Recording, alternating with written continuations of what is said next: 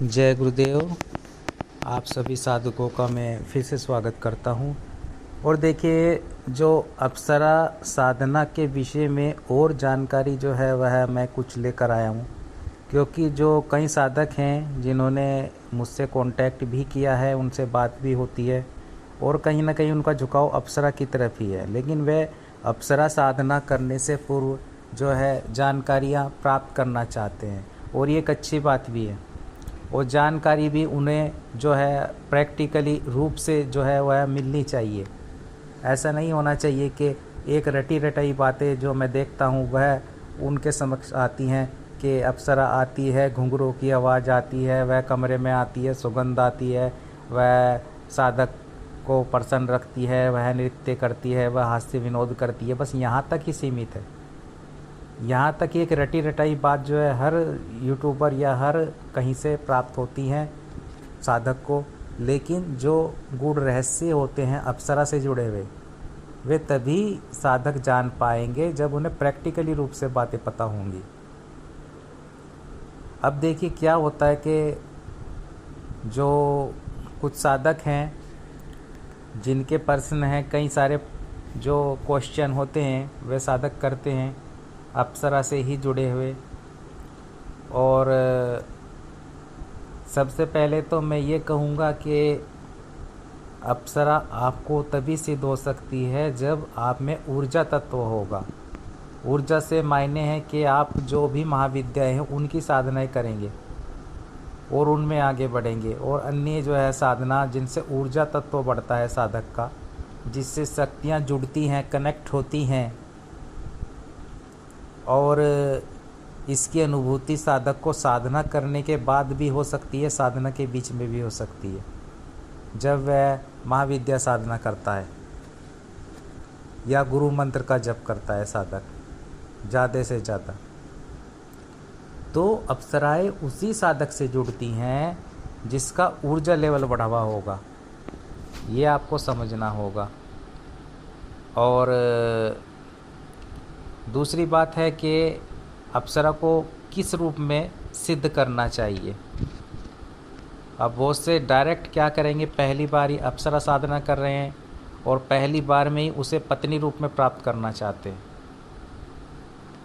देखिए, पत्नी रूप में क्या होता है कि पत्नी रूप में आपको अप्सराई की इच्छाएं पूर्ण करनी होंगी। पत्नी रूप में जो है आधा जो है एक तरह से अधिकार हो जाएगा आपके ऊपर अप्सरा का। अप्सरा जैसा चाहेगी वैसा आपको करना होगा। फिर आपकी मनमानी नहीं चलेगी, फिर आप शादी नहीं कर सकते हैं। ऐसा नहीं हो सकता है कि फिर आप किसी कन्या से शादी करना चाहें तो करें। वह तभी कर पाएंगे अगर अप्सरा की सहमति उसमें होगी, क्योंकि पत्नी रूप में आपने पहले से अप्सरा को प्राप्त कर लिया है। और एक अप्सरा का जो सोचने का तरीका होता है वह ठीक वैसा ही होता है जैसे एक सामान्य जो स्त्री रहती है उसका होता है। माफ़ कीजिएगा, तो ऐसा ही रहता है। तो आप मेरी बात को समझ रहे होंगे। तो वह कदापि नहीं चाहेगी कि आप दूसरा विवाह करें, लेकिन कभी कभी ऐसा होता है कि आप विवाह के पश्चात अप्सरा साधना करना चाहते हैं और उसे भी पत्नी रूप में। तो यहाँ भी आप गलती कर रहे हैं बहुत बड़ी। तो जहाँ तक हो सके आप पत्नी और जो है माता या बहन इस रूपों में अप्सरा की साधना ना करें। ये खास व्यक्तियों के लिए हैं। पत्नी रूप में केवल वही व्यक्ति, वही साधक साधना करता है अप्सरा की जिसके लिए ज़रूरी होता है, जो गृहस्थ को छोड़ चुका होता है। एक तरह से एक ऋषि मुनि होता है और वो पहाड़ों में रहता है, कहीं कंदराओं में रहता है। उसका क्या होता है कि वह अप्सरा को पत्नी रूप में सिद्ध कर लेता है। अब जब वो कार्य कर रहा हो, है ना, जब वह तपस्या में हो, तब वह सारे कार्य करती है उसकी कुटिया में, जहाँ कहीं भी कंदराओं में वो हो। उसके लिए भोजन की व्यवस्था भी करती है, सब कुछ करती है, सारे कार्य पत्नी के रूप में ही करती है वो। तो वो उन अघोरियों के लिए है पत्नी वाला क्रम। वो गृहस्थ में रहते हुए आप पत्नी रूप में ना करें अप्सरा साधना। सबसे पहले तो मैं आपको ये कहना चाहूँगा। दूसरा, बहुत से मैंने देखा है यूट्यूबर वगैरह बोल देते हैं, बोलने में तो कुछ नहीं जाता कि भाई अप्सरा की बहन रूप में कर लो, आप माता रूप में करो, वे कुछ नहीं कहेगी। माता रूप में आपके लिए है ही नहीं अप्सरा। भाई माता रूप में आप अप्सरा को कैसे सिद्ध कर लेंगे, ये बताइए मुझे।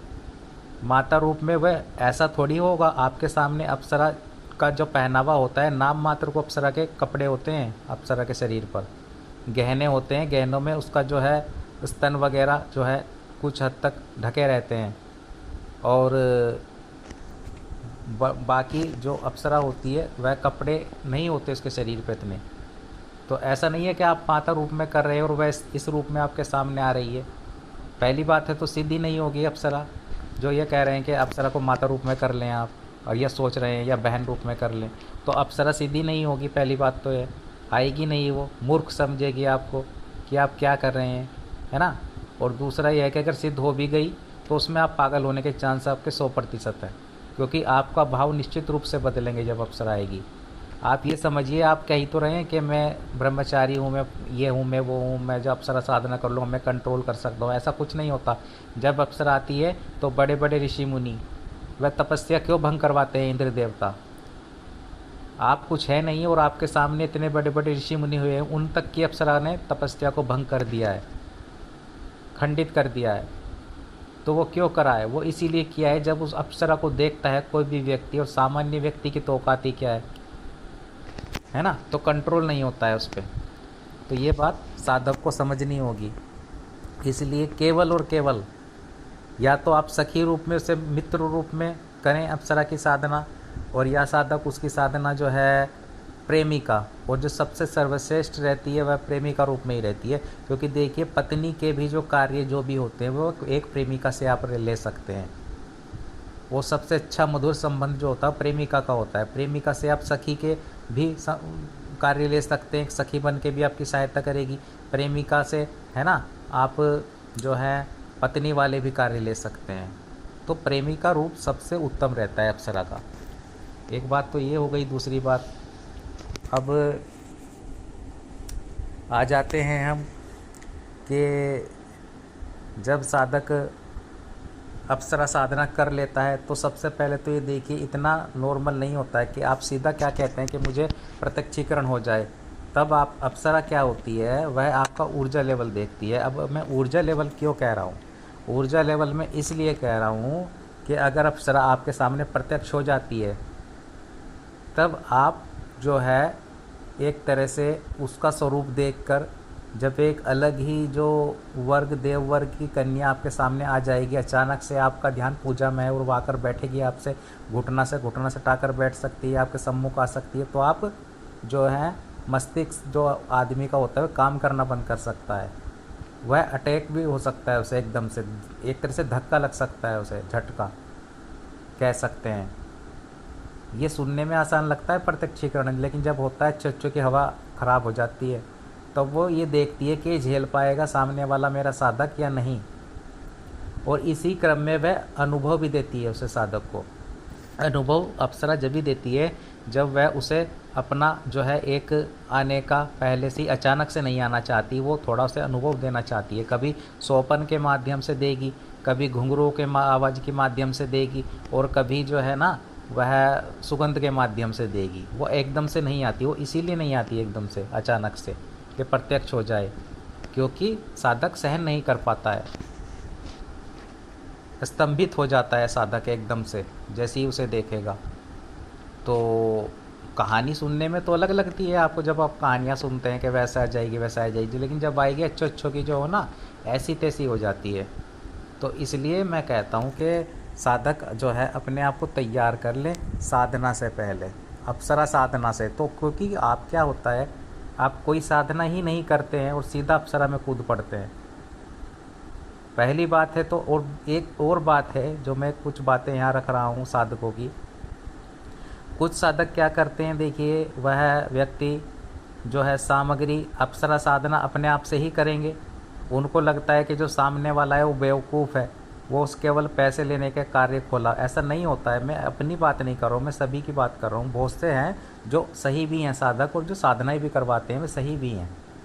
तो आपको समझना होगा, अगर वे आपको सामग्री देते हैं, मैं अपनी बात नहीं कह रहा हूँ, अगर वह आपको प्राण चैतन्य सामग्री देते हैं तो आप उनके विधान से साधना कीजिए। ऐसा ना कीजिए, ऐसा ना करे साधक कि वह अपने मन मर्जी से बस किसी को बता नहीं रहा है, किसी का मार्गदर्शन नहीं ले रहा है, कोई गुरु नहीं है, या तो हनुमान जी को गुरु मानकर बैठ गया या किसी इष्ट को गुरु मानकर बैठ गया और साधना में बैठ गया, कोई मार्गदर्शन नहीं है। उनके माइंड में क्या होता है, हम तो सामग्री हरिद्वार से जाकर ले आएंगे, हमें तो स्फटिक की माला चाहिए अप्सरा में, और भैया एक यंत्र चाहिए तांबे का, ताम्रपत्र का, वो हम हरिद्वार में से जाके ले आएंगे या किसी पंसारी की दुकान से ले आएंगे और भैया साधना करने बैठ गए।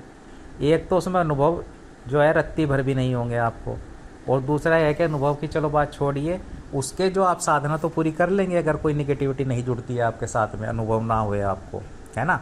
खुशकिस्मती रही आपकी, बच गए आप कुल देवी कुल देवता की कृपा से अपने, कि आपसे कोई गलत चीज़ नहीं जुड़ी इस बीच।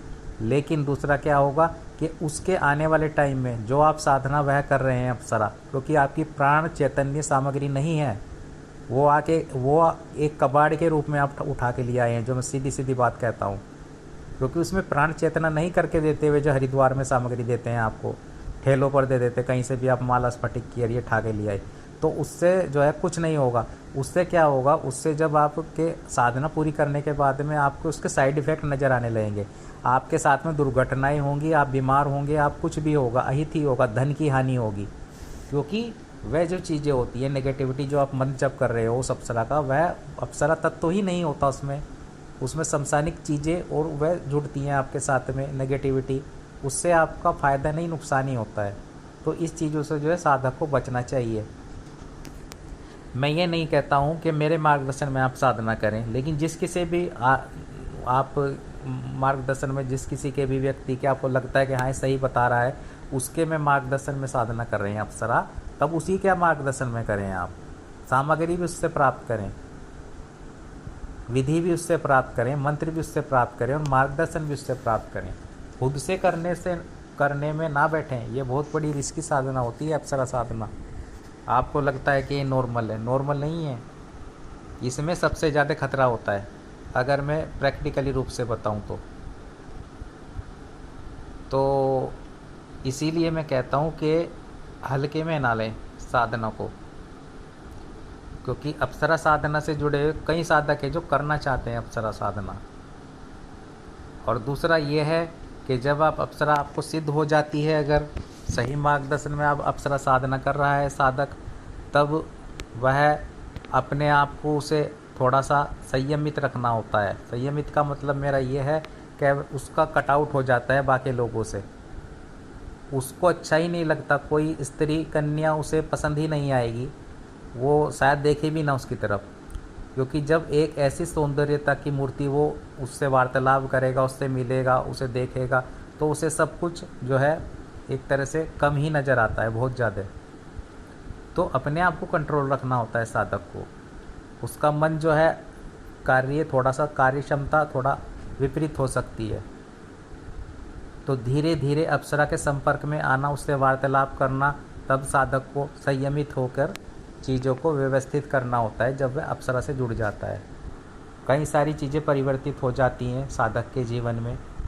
आकर्षण भाव उसमें जो है प्रबल हो जाता है साधक में, क्योंकि वह नित्य जब अप्सरा के संपर्क में रहता है तो वह बदल जाता है, उसमें आकर्षण तत्व तो बढ़ जाता है, उसका सौंदर्य बढ़ जाता है बहुत ज़्यादा, क्योंकि परिवर्तन हो जाता है साधक में जो अप्सरा साधक होता है।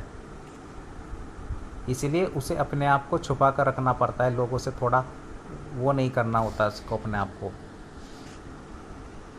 तो कई सारी चीज़ें जो हैं अप्सरा साधक को समझनी होगी अप्सरा साधना करने से पूर्व, कि क्या क्या होता है एक अप्सरा साधना में। तो ये चीज़ें होती हैं। और दूसरा है कि भाई अगर अप्सरा साधना आप कर लेते हो, तब आप जो है उसके मतलब अप्सरा से रोज़ ना मिलें। ऐसा ना हो कि आपने अप्सरा सिद्ध कर ली और उसे रोज़ आप बुला रहे हैं। जब आपका मन करता है कि हाँ आपको लग रहा है कोई उलझन है आपके मन में और आप चाहते हैं, तनाव में हैं आप, तब उसका आवाहन करें अप्सरा का। सिद्ध होने के बाद रोज़ ना उसको प्रत्यक्ष करने के लिए बाध्य ना करें रोज़।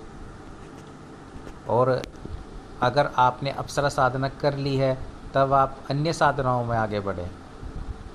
ये सोच के ना बैठें कि बस मैंने अप्सरा कर ली है, अब मुझे किसी और साधना से कोई मतलब नहीं है। तो साधक को ये नहीं सोचना चाहिए। इससे जो है साधक जो है विमुख हो जाता है अन्य साधनाओं से, और उसका जो आगे का क्रम है वह रुक जाता है।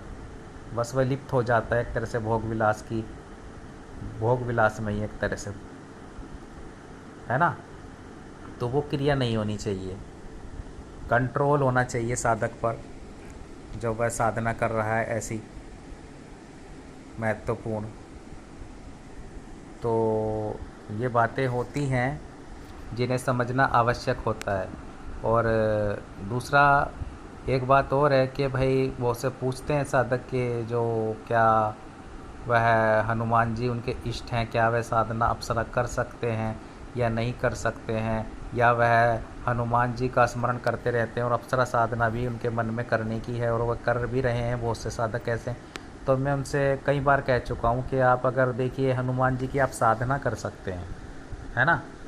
आप हनुमान जी की साधना कर सकते हैं 21 दिन या 41 दिन की, जितने दिन की भी है, और कृपा प्राप्त कर सकते हैं, और टाइम पे जब है उनका स्मरण भी कर सकते हैं। लेकिन आप अगर इष्ट रूप में या गुरु रूप में मान रहे हैं उनको, लगातार हनुमान जी का ही मंत्र जप कर रहा है कोई भी साधक, तब वह अप्सरा साधना उसे ना तो सिद्ध होगी और उसे करनी भी नहीं चाहिए। राम जी और हनुमान जी का उपासक है साधक, तब उसे अप्सरा जैसी साधनाएं नहीं करनी चाहिए, योगिनी जैसी साधना नहीं करनी चाहिए, और यक्षिणी जैसी साधनाओं में भी प्रवेश नहीं करना चाहिए। एक तरफ तो वह हनुमान जी का उपासक है और दूसरी तरफ वही साधक यक्षिणी अप्सरा साधना करना चाहता है, तो फिर कैसे संभव हो जाएगा। फिर आपको हनुमान जी का क्रोध भी झेलना होगा उन साधकों को। अप्सराएं साधना हनुमान साधकों के लिए, हनुमान जिनके इष्ट हैं गुरु हैं उनके लिए नहीं है, ये एक अलग लेवल की साधना हो जाती हैं। अगर आप भैरव उपासक हैं, है ना, और महाकाली के साधक हैं, अन्य महाविद्याओं में से बगलामुखी की छोड़ के इनके साधक हैं, तब आप ये साधनाएं में पूर्णता प्राप्त कर सकते हैं, वो लाभ प्राप्त कर सकते हैं और आपको सिद्ध होने के चांस भी रहेंगे। वरना ये शक्तियाँ आपको, एक तो पहली बात है आएगी ही नहीं, हनुमान साधक के पास में कोई अप्सरा ही नहीं आएगी, क्योंकि उसके चारों ओर हनुमान जी का जो है एक वो पहरा कह लीजिए या ऊर्जा व्याप्त होती है, जिसमें अप्सरा प्रवेश नहीं कर सकती,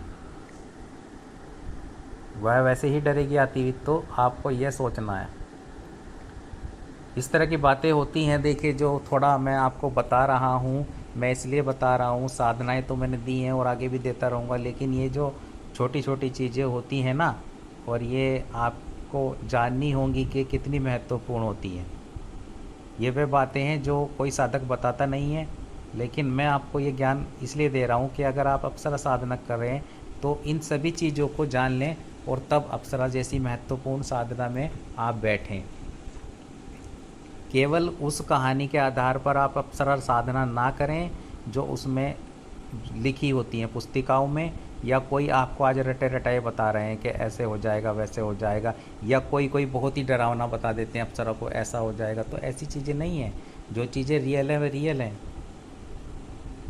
और अप्सरा साधना में एक बात ये भी है कि साधक के रोंगटे खड़े हो जाते हैं। अप्सरा साधना में जब अनुभव होने लगते हैं तो साधक बीच में साधना भी छोड़ देता है। समझ रहे हैं आप? अगर अनुभव होने शुरू हो गए तो साधना भी छोड़ सकता है साधक, इस कदर डर सकता है, क्योंकि उसने कभी ये चीज़ें महसूस नहीं की हैं जो अनुभव अवसर साधना में होते हैं। वे अच्छे साधक साधना छोड़ देते हैं, बैठ तो जाते हैं वे ला करके हरिद्वार से सामग्री और वहाँ से सामग्री। तो मैं इसीलिए कहता हूँ कि भाई कई साधक मेरे पे फ़ोन करते हैं और वो ये बताते हैं कि हमने सामग्री वहाँ से ली है, वहाँ से ली है। अरे भाई, एक तो तुम सुरक्षा नहीं ले रहे हो साधना में, सुरक्षा क्यों दे जाती है? ये जो अप्सराएं होती हैं, यक्षिणी होती हैं, इनके साथ में जो है कई सारी शक्तियाँ चलती हैं, इनकी सहचरी होती हैं जो अलग से, तो उनको भोग देना पड़ता है। ऐसे नहीं होता कि आप मंत्र द्वारा बस सामग्री से बुला रहे हैं, तो ऐसा क्रिया नहीं होती है। आपकी सुरक्षा देनी होती है, आपकी सुरक्षा महत्वपूर्ण होती है। जो साधक अप्सरा से ऐसी साधना कर रहा हो, जिसमें खिंचाव होता है, जिसमें वशीकरण मंत्रों का उपयोग होता है, जिसमें आकर्षण तत्व होता है प्रबल, तो उसमें क्या होता है, उसमें शक्तियों को लगाया जाता है उस साधक के चारों ओर, ताकि केवल अप्सरा की शक्ति आपके पास में आए, ऊर्जा अप्सरा की आपके पास में आए, और जो उसकी सहचरियाँ हैं अप्सरा की, उनको भोग दिया जाता है। ऐसे ही अप्सरा साधना नहीं होती है, बड़े बड़े साधक नहीं कर पाते सिद्ध, केवल रटी रटाई बातें बताते हैं कि आप ये कर लो, आप सुगंध मोदिनी कर लो, आप ये नाभि दर्शना कर लो, आप वो कर लो, आप ये कर लो।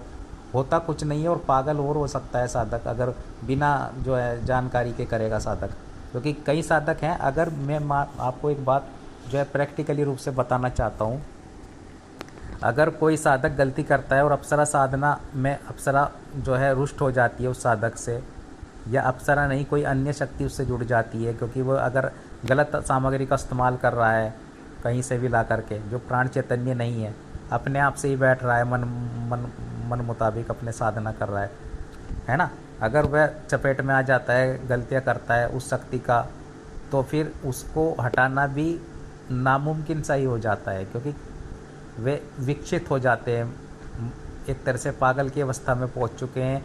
एक या दो साधक जिन्हें मैं भी जानता हूं, जिन्होंने अप्सरा साधना की थी और उन्होंने मार्गदर्शन में नहीं की, हल्के में लेकर कर ली, लेकिन जब अनुभव हुए उन्हें और जब वे तोबे झेल नहीं पाए, तो चीज़ें ऐसी होती हैं।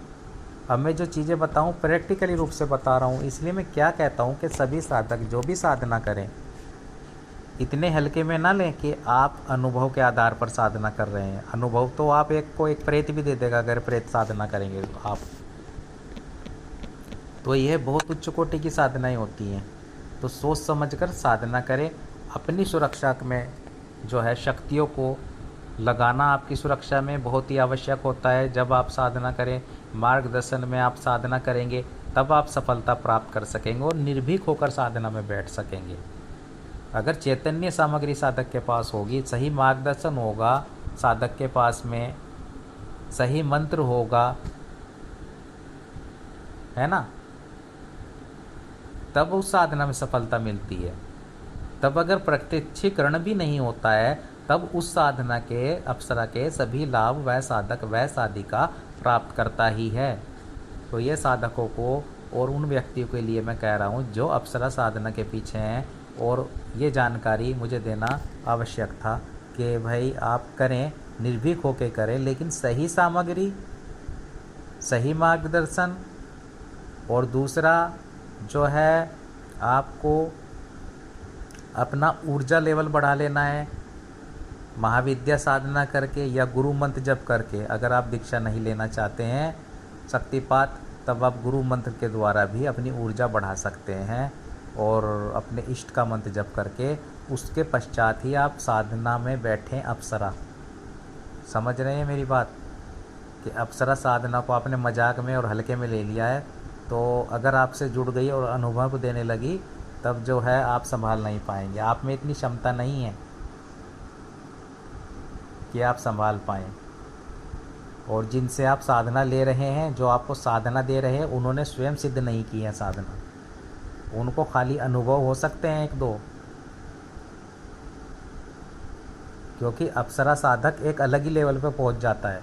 अप्सरा जिसके कनेक्शन में जुड़ती है, जिसके संपर्क में आती है, वह साधक जो है उसमें एक अलग ही तेज, उसमें एक अलग ही ऊर्जा, उसमें एक अलग ही आकर्षण महसूस होगा।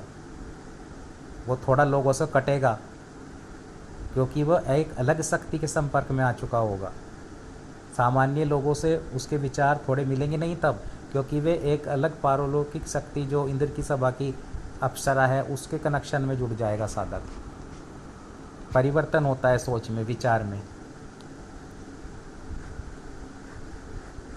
तो आप समझें, और तभी जो है ना आप तैयारी के साथ अप्सरा साधना करें और निर्भीक होकर आप फिर कर सकते हैं। और आगे हो सकेगा तो कुछ और जानकारियाँ मैं अप्सरा के साधना के विषय में ही देने की कोशिश करूँगा, क्योंकि देखिए काफ़ी महत्वपूर्ण जानकारियाँ होती हैं, और फिर आप जो हैं समझ जाएंगे और निर्भीक होकर के अप्सरा साधना में बैठेंगे और करेंगे सही मार्गदर्शन में। तो जय गुरुदेव, जय निखिलेश्वर जी महाराज की जय हो।